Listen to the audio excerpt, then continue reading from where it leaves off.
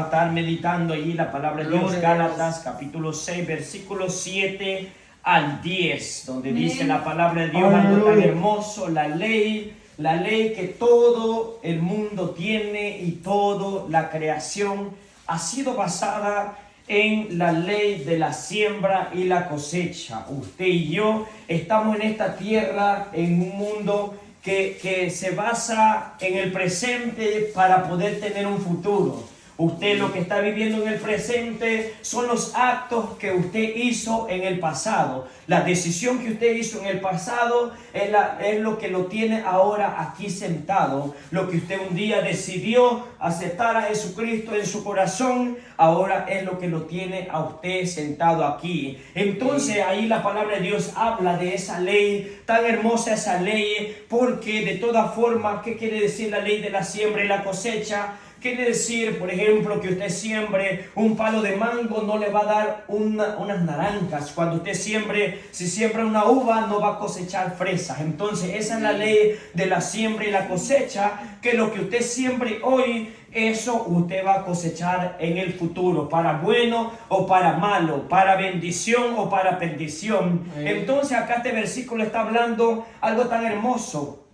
porque dice que ninguno de nosotros se puede engañar de nuestras acciones. Ninguno de nosotros puede engañar a Dios. Y ahí lo dice en el 7. No os engañéis. Dios no puede ser burlado. Pues todo lo que el hombre sembrare, eso también segará. Usted y yo podemos burlar la seguridad de un hospital, la seguridad de la policía. Cualquiera en el mundo puede burlar la seguridad de un local y puede robar, puede burlarse. Sí, puede cometerlo, puede llevarse el dinero, puede matar, puede hurtar, puede hacer lo que sea, pero hay una seguridad divina, hay unos ojos divinos del Creador que ni usted, ni yo, ni nunca, ni nadie lo vamos a burlar nunca. Lo que estemos haciendo en lo secreto a la luz va a ser manifestada, dice la palabra de Dios, porque cuando las cosas vienen a la luz, todo el mundo se va a dar cuenta, para vergüenza o para bendición. Esa es lo que podemos saber de la ley de la cosecha. Si usted siembra bueno, va a ser manifiesto para bendición, para gozo espiritual, para vida en abundancia. Pero el que siembra para la carne, para la perdición, va a también ser manifiesto para vergüenza suya, para vergüenza mía. Depende eso de cada uno de nosotros. Por eso vuelvo a repetir, las decisiones cometidas y hechas en el pasado son las que ahora nos tienen aquí presente. Somos el resultado de lo que decidimos hacer en la vida pasada. Si usted y yo llegamos a Cristo, eso no es garantía de que no vengan secuelas, consecuencias. ¿Qué pasa cuando hay una enfermedad? Cuando pasó lo que es el virus, el coronavirus, hay gente que quedó con secuelas todavía, hay gente que se enfermó, aún tiene efectos secundarios que quedaron aún marcando su vida, aún marcando en el interior. Otras enfermedades que llegaron son las consecuencias, son las secuelas de lo que pasó en el pasado. Y asimismo en la vida espiritual todavía hay secuelas hoy en día de lo que hicimos anteriormente, pero la palabra de Dios es clara, porque todo lo que el hombre sembrare, eso va a cosechar. Pero lo importante, amados hermanos, es que hay consecuencias terrenal, sí la hay, pero lo importante es que usted y yo podamos tener lo que es la vida eterna, así en esta tierra suframos y padezcamos toda clase de mal por causa de Jesucristo, por causa de que un día podamos estar en su santa gloria. ¿Por qué? Porque dice la palabra de Dios, aquí está hablando ya de la siembra, que lo que estemos haciendo acá va a ser espiritual, un día recompensada. Acabo de hablar de lo que es la cosecha terrenal, pero aquí también hace ver la cosecha que vamos a tener allá en el cielo. Dice ahí la palabra de Dios, el 8. Porque el que siembra para su carne, y ahí empieza a hablar de lo espiritual, de la carne segará corrupción.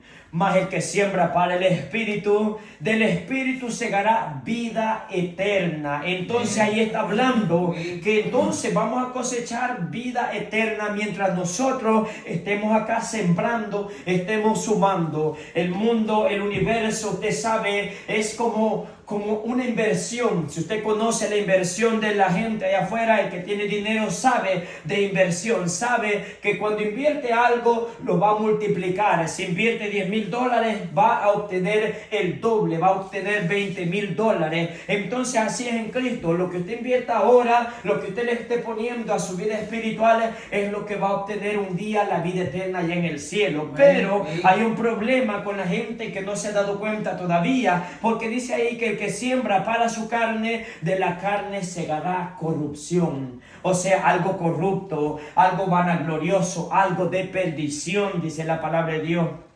Entonces, ¿qué quiere decir sembrar en la carne? Sembrar en la carne viene siendo lo espiritual cuando nosotros actuamos con egoísmo, actuamos con envidia, actuamos aún sin amor, actuamos según los deseos carnales del cuerpo físico, actuamos según los deseos, las concupiscencias del deseo carnal del pensamiento, basado en los pensamientos internos, basado en lo que vivíamos antes. Por eso le digo, aún muchas veces hay secuelas de la vida pasada, aún hay pensamientos carnales como pensábamos antes, y así es como vamos a cegar. Pero que Dios tenga misericordia para poder estar en su santa gloria. Por eso dice ahí la palabra de Dios, no nos cansemos de hacer el bien, porque a su tiempo segaremos si no desmayamos. Lo dice ahí en el 9:6-9. Por eso es importante que usted y yo no nos cansemos de hacer el bien, porque el problema es que estemos haciendo el bien y nos deslicemos en un momento, nos deslicemos y vamos a tener paga de ese pecado, porque ahí mismo lo está diciendo, no os engañéis, porque de nada nos sirve que llevemos 6, 10 años, 20 años en el evangelio, si en un momento nos burlamos de Dios, haciendo pecados ocultos, haciendo lo que a Dios no le agrada, y vamos a cosechar aquí en tierra. Aquí en la tierra vamos a cosechar los frutos de lo que estamos sembrando. La semilla que usted siembra, esa semilla va a crecer, aunque lo está haciendo en lo oculto o lo hizo en lo oculto, esa semilla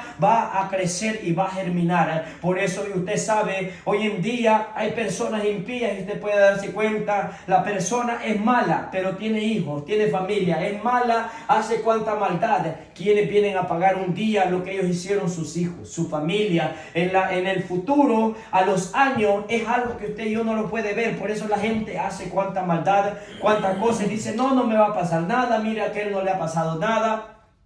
Y es posible que los que están alrededor no vean lo que le va a venir todavía, pero él mismo sí va a ver lo que le está pasando. Y hay veces puede ser la consecuencia instantánea, o sea, algo rápido, algo puede ser rápido. A veces lo puede ver en un año, en 2 años, pero a veces lo puede ver hasta los 30 años. Va a ver a luz lo que cometió un día, porque dice Jesucristo, dice, todas las cosas son manifiestas cuando se traen a la luz. Cuando usted ve un cuarto oscuro, usted no puede ver nada, pero cuando enciende una luz, usted va a ver qué es lo que hay allí. Entonces, Cristo es la luz, y Él mismo hace manifiesto las cosas que están en error. Por eso es importante nosotros que nos desliguemos de todo pecado, nos desliguemos de toda inmundicia, para que podamos ser llenos del Espíritu Santo y no tener nada que ocultar en nuestra vida, porque de lo contrario Cristo no puede ser burlado, como lo dice la palabra. Ninguno de nosotros se engañe. Amén. Y eso es tan claro como lo dice ahí, ninguno de nosotros se engañe. Dios no puede ser burlado. Amén. Como le vuelvo a decir, la gente, hoy los pastores se pueden burlar de Dios, se pueden burlar en el altar, pueden predicar, pero más de algún momento se dan cuenta del pecado que están cometiendo. Y les va peor todavía. Hay muchos que cuentan, ¿no?, que tenían amantes, y ya después, cuando el pueblo se dio cuenta de la burla que le estaba haciendo, se suicida. Terminó mal todavía. O sea, eso le toca por haber pecado toda su vida y burlarse de Dios. Hoy en día vemos a cuántas iglesias, cuántos tienen 2 mujeres, cuántos se burlan en los altares, así como estaban los hijos de Elí, que tenían relaciones, dice, con las mujeres, las siervas, en la misma casa de Dios. Pero ¿qué les vino después? A los años, y ya he hablado de eso, a los años, cuando el profeta Samuel le profetizó a Elí y le dijo que van a pagar todo lo que han cometido tus hijos. Él mismo pagó con su muerte también, con su vida. Y todo se vino también después, cuando el rey Saúl tenía varios sacerdotes. ¿Se acuerdan cuando los sacerdotes fueron muertos en manos del rey Saúl? Fueron la paga del pecado que hizo Elí. generaciones antes. Después el hijo de uno de esos sacerdotes fue desterrado. Hasta la tercera y cuarta generación vino a pagar el pecado que un día hizo Elí. Entonces eso es claro, y la Biblia lo respalda mucho cuando dice la palabra de Dios que Él va a perseguir la segunda, la tercera, la cuarta generación. Por eso es que vemos gente que no es el pecado al momento, pero lo viene a ver con sus hijos, lo viene a ver con sus nietos, lo viene a ver en las otras generaciones. Por eso es que el mundo está confiado, y cuando vemos hay gente que tiene hijos especiales, hay gente que tiene hijos y se les muere. Hay gente que tiene hijos, duran 5 años y se les murió, les queda un dolor. Ahí está la paga del pecado, porque lo vienen a pagar sus hijos, lo vienen a pagar los siguientes generaciones. Y por eso es que nosotros meditemos lo que hacemos en el presente. Nuestras acciones de hoy van a tener consecuencias en el futuro. La palabra que yo diga hoy va a tener un día consecuencia en el futuro. Si yo ofendo, si yo no me someto, si yo no ayudo, si yo no doy honra a mis padres, un día mis hijos no van a tener el respeto hacia mí. Y eso es claro, Yo conozco una persona que en su juventud hizo cuantos pecados y cuánta cosa, es familia mía, pero cuando vino ya después a tener una pareja, tuvo un hijo, y el hijo fue especial, y luchó con ese niño, el niño de 3 años se murió. Ella pagó y al final se quedó sin la pareja. Ya se quedó con otro, o sea, esa vida no existió nunca. El niño no existió, ni el amor con el padre de ese niño, porque ahora está con otro. Entonces la paga del pecado está allí. La paga está allí. Cristo no puede ser burlado. No respetaba a su mamá, no hacía lo que la mamá le decía, andaba con cuanto hombre afuera, pero después le vino su paga. Cuando quiso formar su familia, no pudo. No pudo tener una familia sin pagar antes de lo que ella había hecho. La factura nos viene y nos va a venir si nosotros hoy no nos apercibimos, y hoy podemos estar viviendo la causa del pecado también antiguo. Puede ser eso también, pero por eso le clamamos a Dios que Dios tenga misericordia de nosotros y quite lo que es todo pecado de nuestros padres, de los antepasados, que Dios rompa toda cadena que venga de generación en generación, porque eso es más que claro. Sí se pasa muchas veces el pecado, pero cuando nosotros venimos a Cristo, allí vamos a luchar para que las cadenas sean rotas, para que todo eso sea roto y sea arrancado de raíz y no haya ni secuelas ni nada, para que Dios tenga misericordia de nosotros. Pero usted sabe, el rey David pecó y la casa se le levantó también. Pecó, cometió adulterio, mató, se burló de Dios porque lo tenía ahí oculto. Pero cuando vino el profeta Natán, le dijo: tú eres ese hombre culpable que teniendo muchas mujeres veniste y le quitaste al que solo tenía una. Se lo dijo el profeta Natán: por causa de ese pecado tus hijos se levantarán y hasta el final también peleó y tuvo que morir. Su casa murió, sus 2 hijos murieron, pero Dios le perdonó, pero tuvo la consecuencia. Pero lo más importante es que él fuese salvo, así como nosotros. Por eso es importante que no quiere decir que nosotros estemos en Cristo no vamos a sufrir. El hecho que estemos en Cristo no quiere decir que no van a venir pruebas o que no van a venir consecuencias de nuestras acciones. Pero es allí lo importante, que nosotros nos salvemos en el día de nuestra muerte, que nosotros nos salvemos cuando vayamos con Cristo, aunque Dios nos permita pagar las cuentas antiguas también, las cuentas de nuestros pecados. Pero lo más importante es que encontremos gracia en el Señor para que tengamos, como dice ahí, la vida eterna allá en el cielo. Entonces, por eso le dice: no nos cansemos, aunque venga lucha, aunque venga prueba, no nos cansemos de hacer el bien desde ahora en adelante, para que podamos tener bendición, y si no la tenemos en la tierra, la tengamos en el cielo. En el 10, que dice el 10: así que según tengamos oportunidad, hagamos bien a todos, y mayormente a los de la familia de la fe. ¿Por qué dice a los de la familia de la fe?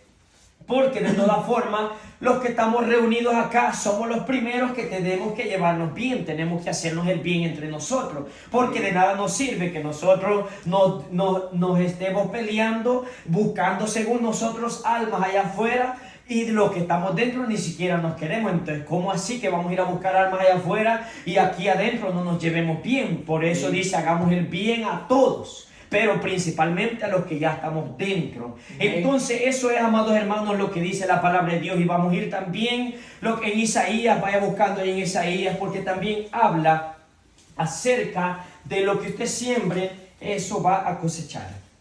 Isaías capítulo 3, versículo 10 y el 11. Dice la palabra de Dios que le dé un anuncio tan hermoso al justo.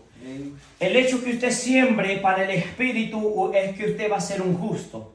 Por eso lo dice ahí Isaías 3:10. Decid al justo que le irá bien, porque comerá de los frutos de sus manos. El 11, ay del impío, mal le irá, porque según las obras de sus manos le será pagado. Entonces eso se aplica para la vida física aquí en la tierra y para la vida eterna también, porque dice ahí, dale un anuncio al justo, dale un anuncio. Usted sabe que es hermoso cuando alguien trae buenas nuevas, pero qué mal cuando alguien trae noticias malas. Pero para el justo dice ahí, díganle que le va a ir bien, porque comerá de los frutos de sus manos. Qué hermoso es, amados hermanos, cuando usted y yo allá en nuestro país sembramos maíz y tenemos la primera cosecha, el fruto de nuestras manos. Cuando nosotros venimos y hacemos lo que es tamalitos de elote, hacemos lo que es el atol de elote, algo fresco, el fruto de nuestras propias manos. Entonces así mismo va a ser en el reino celestial. Vamos a estar gozándonos, porque esa es la esperanza que tenemos hoy acá en la tierra. Nosotros acá estamos luchando con una esperanza de salvación, y va a ser hermoso cuando vayamos a comer de esos frutos. Cuando dice la palabra de Dios, allá no habrá más lágrimas, allá no habrá mayor dolor, allá no habrá sufrimiento, sino que comerán, dice la palabra de Dios, del árbol, dice, de la vida eterna. El que coma de ese árbol nunca más morirá, dice la palabra de Dios, y beberemos del manantial del agua de vida. Aleluya. Así lo dice la palabra de Dios. Comeremos del fruto de nuestras manos, de lo que estemos haciendo hoy, es lo que vamos a ir a tomar de ese manantial de agua de vida eterna, dice la palabra de Dios. Pero hay un problema con la gente. ¿Por qué? Porque ahí lo dice en el 11, ay del impío. ¿Quién es el impío? Es el apartado de Dios, aquel que no tiene piedad de nada, ni temor de Dios, no es temeroso de Dios, sino que más bien busca el mal y se goza de hacer el mal. Siente deseo y placer de hacer el pecado, de hacer el mal,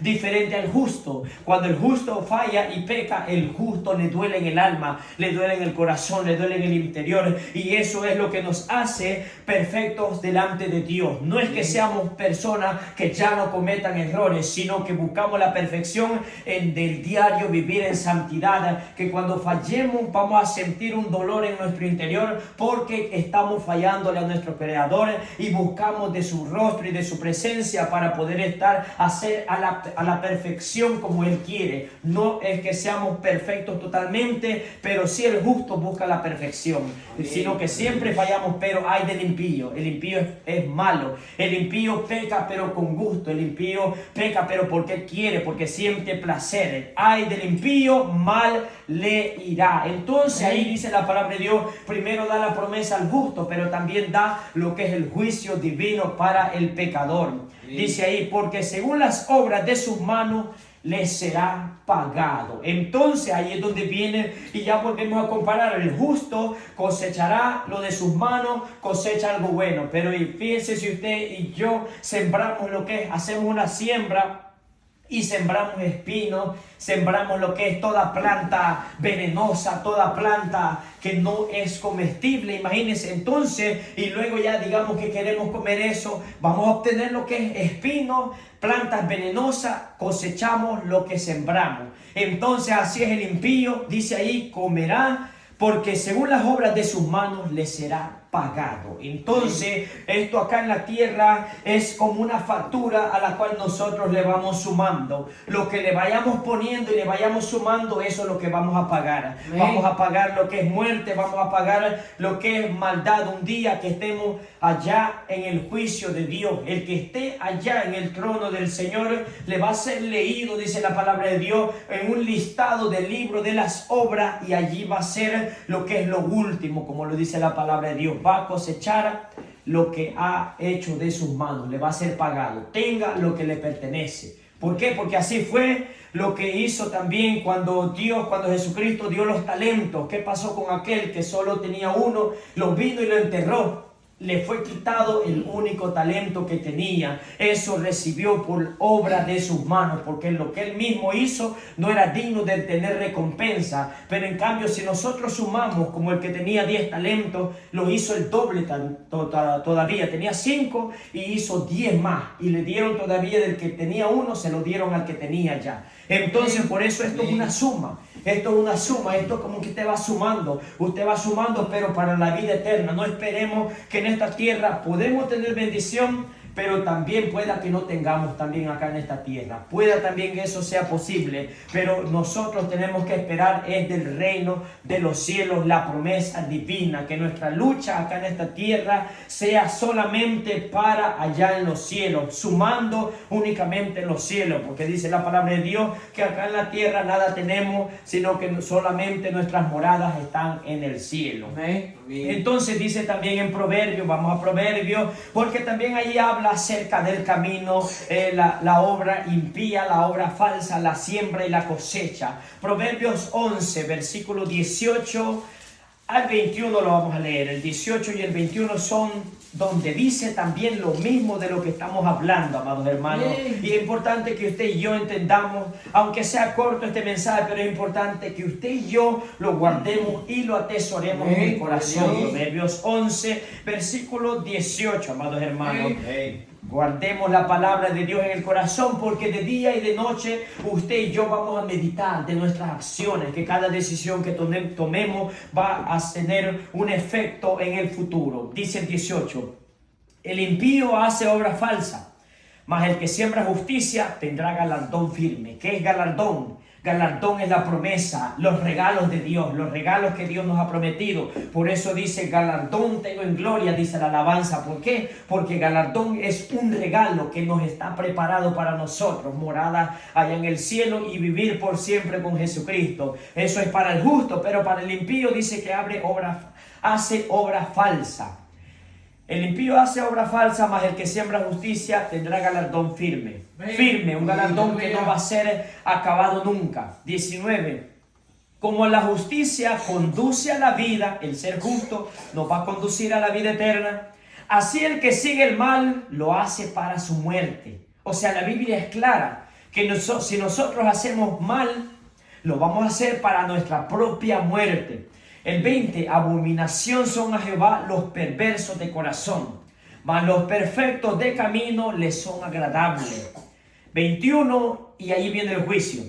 Tarde o temprano el malo será castigado, mas la descendencia de los justos, ve ahí lo que dice, cuál es su descendencia, sus hijos. La segunda y la tercera generación, mas la descendencia de los justos será librada. Y ahí está la promesa, lo que volvemos a decir, que Dios va a la segunda y tercera generación a cobrarles la factura muchas veces de los padres. Pero dice, tarde o temprano el malo será castigado, pero el justo será librada hasta la cuarta generación, hasta las generaciones que Dios quiera. Por eso lo dice la palabra de Dios, que cuando Salomón pecó, como Salomón también se arrepintió, le dijo, no quitaré el reino de tu mano. Dios libró a la segunda generación de David. David se arrepintió del pecado. Y cuando Salomón pecó, le dijo, no te voy a quitar el reino ahora, sino que se lo voy a quitar a tu hijo. No te lo voy a quitar ahora por causa de David, mi siervo. A David le había prometido que iba a estar con su segunda generación. Por eso Salomón no le quitó el reino cuando Salomón pecó. se lo vino a quitar a la tercera generación. Por eso, ahí Dios cumplió la promesa. En la segunda generación, Dios no le quitó el reino a Salomón. Porque usted sabe, en la Biblia, Salomón pecó también, se apartó, hizo otros dioses, levantó otros dioses y no obtuvo la consecuencia de su pecado instantánea, sino que fue a sus hijos ya. Él no la obtuvo por causa de que Dios le había prometido a David que no le quitaría el reino a su segunda generación, sino que le iba a dar un reino perpetuo, porque de allí iba a venir el Cristo de la descendencia de David. Entonces, amado hermano, por eso ahí dice la palabra de Dios, tarde o temprano el malo será castigado. Tarde o temprano nuestras acciones se verán afectadas y veremos la consecuencia de lo que estamos sembrando hoy en día. El día de mañana nadie lo sabe, pero sí las decisiones suyas son las que van a reflejar el día de mañana. Usted y yo no sabemos lo futuro de los años, pero las acciones que hoy hagamos sí van a reflejar el futuro de nosotros. Usted sabe, hay gente que en un momento mató a alguien y hay una ley terrenal que investiga, viene investigando años, vienen investigando, muchas veces pasan años, pero tarde o temprano a esa persona lo agarran y viene a comparecer ante el tribunal terrenal, ante la tierra. Por eso, amados hermanos, lo que nosotros sembremos en lo oculto, la plantita, la semilla que sembramos en lo oculto, esa semilla va a brotar, queramos honor, porque una semilla sembrada siempre va a cosechar y va a crecer. Por eso nosotros, amados hermanos, pensemos y meditemos nuestras acciones antes de cometer cualquier pecado, cualquier pensamiento, cualquier mala acción. Meditemos que si de verdad nos va a tener un fruto de bendición o una obra inicua o un pecado con consecuencia en nuestra vida. Nuestras acciones siempre van a tener una paga en nuestra vida. Nuestras decisiones tienen efecto en la vida eterna o tienen efecto en el infierno también. Cada paso, cada movimiento que usted y yo damos van a mover cuerdas en el infierno y van a mover cuerdas allá en el cielo también. El diablo sabe los movimientos suyos. El diablo sabe cada movimiento, cada pensamiento suyo, y también el cielo sabe cada pensamiento y cada decisión suya, sino que todo está cuando la obra sea germinada y cuando sea dada a luz el fruto de lo que usted y yo estamos haciendo, amado hermano. Sí. Todo va a dar a luz. Así que, amado hermano, esa es la predicación de esta mañana. Póngase de pie. En esta hora le vamos a pedir a Dios que Dios nos ayude cada día. Meditemos siempre en la palabra de Dios para que podamos ser dignos de alcanzar la gloria venidera, de alcanzar el reino celestial. El hombre que es sensato va a hacer las cosas con sensatez, con sabiduría, pero el insensato no le interesa. El insensato no piensa en el futuro que va a obtener, piensa en el presente, en el deseo carnal únicamente. Pero nosotros que ya sabemos la palabra de Dios, sabemos que peor nos va a ir. Peor nos va a ir si nosotros, sabiendo de Dios, hacemos lo que a Él no le agrada. Por eso, si nosotros cometemos un error, arrepintámonos rápido de todo corazón para que podamos hallar gracia delante del Señor. Así que en esta hora vamos a orarle al Señor por la palabra y por su gracia y por su misericordia, que sea Dios ayudándonos